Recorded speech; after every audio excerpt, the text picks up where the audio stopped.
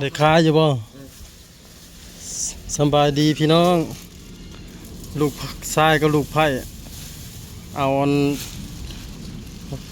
กระแลมหวานหยินบ้านเฮาเอิ้น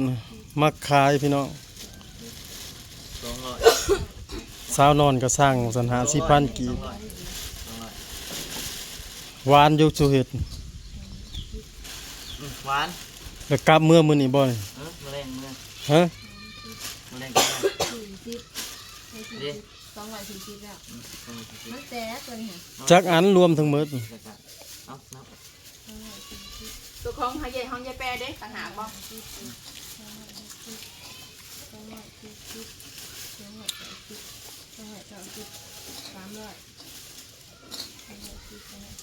ทำอะไรเศร้า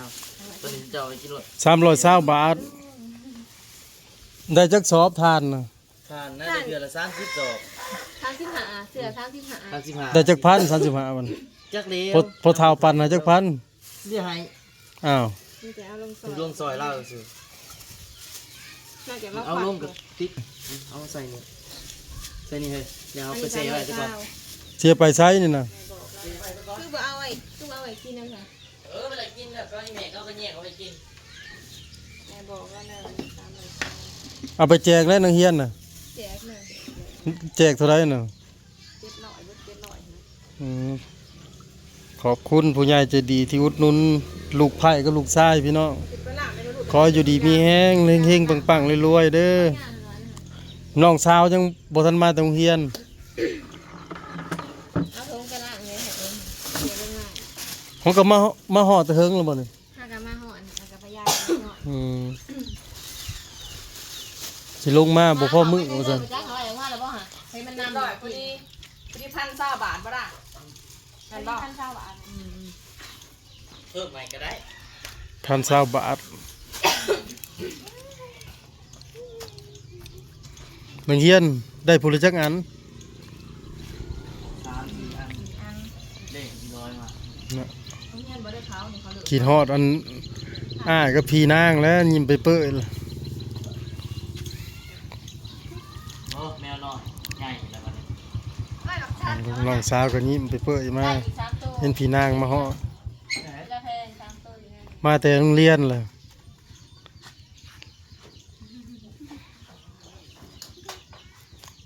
ใช้140มึงดูละมาแต่โรงเรียนเพิ่นดีใจเพิ่น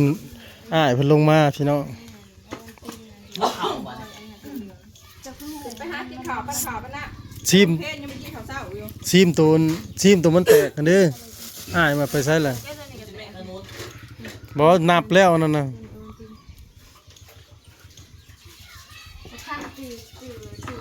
เฮ็ดได้เฮ็ดจักมื้อละเฮ็ดน่ะเฮ็ด3 มื้อที่2ได้ขายอยู่บ่บ่ได้ขายมื้อแรกที่เฮ็ดได้200,000 ป้ายเดี๋ยวโอ้แต่เมื่อวานนี่ขายอยู่เพื่อนก็ได้100,000 ป้ายบ่ได้ไปหลอกเด้แต่แม่เราไปหลอกก็ได้ไปหลอกวัน100,000 ป้ายของเราเคยเฮ็ดเปิดห้านค้าขายติพอได้ซื้อพริกเป็นนัว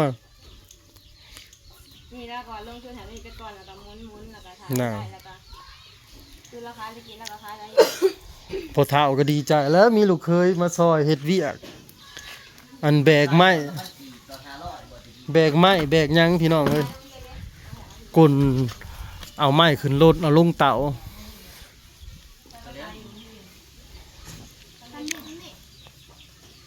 เอามาแต่จอดรถพี่น้องเอารถจักรเอามอเตอร์ไซค์ไปจอดอย่างมันหัว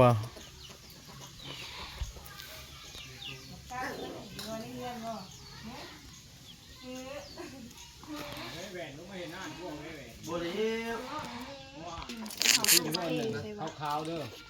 นมบ่แม่นนมอะไรพี่น้องเรื่องลูกไผ่กับลูกชายเฮ็ดอันนี้มาขายอันยังอันนี้น่ะเขาเอิ้นหวานเย็นในบ้านเฮาน่ะ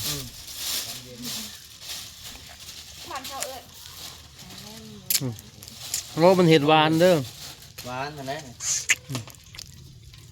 เฮาก็คิดว่าเป็นกระแลมแบบเป็นแท้โดนแล้ว อยู่เอาลูก มาดูแม่นจริงว้าวเอานมขนาดโปรตีนยังขาดเบิดได้ใส่แล้วบ่ขาดมันจะอยากขาด เอาเวทถ้าก็กินนั่น1 2 อัน ฉันหน่อยกินเลยฉันหน่อย หวานเยอะลอยได้ข่าวอยู่ตอนแรง กาแฟวันนี้โอ้ตีนเลยนะปนกาแฟมาปนกาแฟเนี่ยจะหาทอง ลงไปฮักเอาเด้อข้าวโพด แก ไปหลอกหักเอาเด้อเมื่อตูจะหน่อยกิน หักมาใส่กระติกนี่ยังบ่ได้ถือสลายยา ตอมเอาเนื้อแพงน้ำซื้ออีบ้านจะแพง อันนี้นะตัวเหลืองนี่ ตามอ่ะที่ตามอ่ะที่อ่ะ นี่มีนุ่มมันน่ะเด้ เดี๋ยวใช้ว่าเขาสิมาแกงหน่อไม้เนาะ ยาเห่าเอา ก็แกงหน่อไม้ถ่าเด็กน้อยมา มันกินโน่นน่ะดิ โอ้ยมันสิไอเขาแกงเพื่อนแม่เพื่อน เออกูอยากมันน่ะ ไปกินบ่เยี่ยวเยี่ยวเยี่ยวเขาเห็นมาซอยดองเขาโจดใส่นะเยี่ยวนี่แหละบ่ทันกินข้าวเช้าจะไปกินเพออีร้อยสิไปบ่ไปน้ำเบื่อยบ่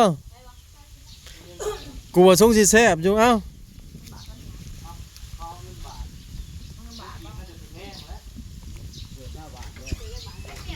20 บาท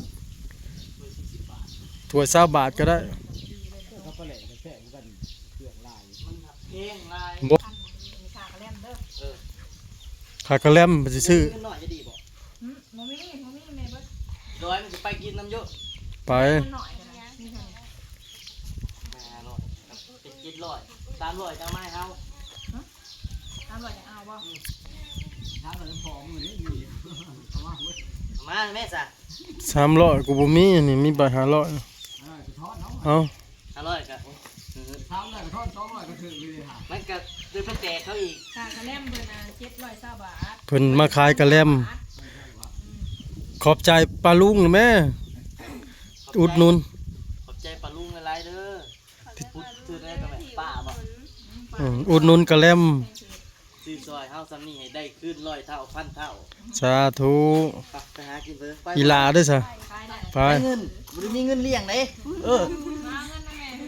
คุณยาช่วยเท่านั้นแหละเศร้าหาบ่ โอ้ยหน้ามันหอมมะลิได้เอามาให้กูนำเด้อแม่ บ่ได้มีเงิน แม่มึงสิกินบ่ มีเงินจะหาทันที แม่มึงสิกินบ่ เอาเพิ่งมันเอาเข้าไป เอามาให้พอน้ำตัวหนึง มันสิลูกรัดสิไปอัดไปได้ตามก้นแล้วก็หา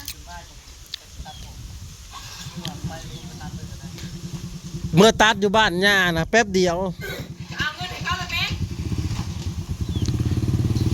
เงินไปเลยไปกินเพอเลย แล้วก็อย่าโกรธเดี๋ยว บืนสิลงเก็บมาข้าวโพดพี่น้อง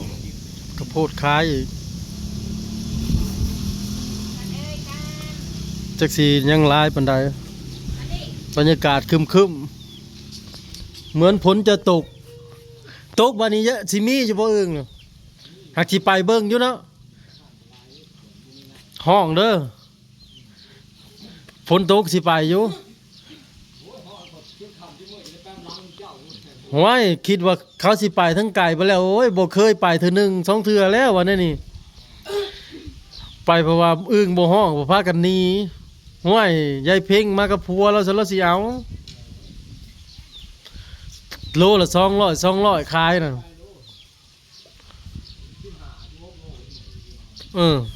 มาตอนเด็กเขาลงอีกบ่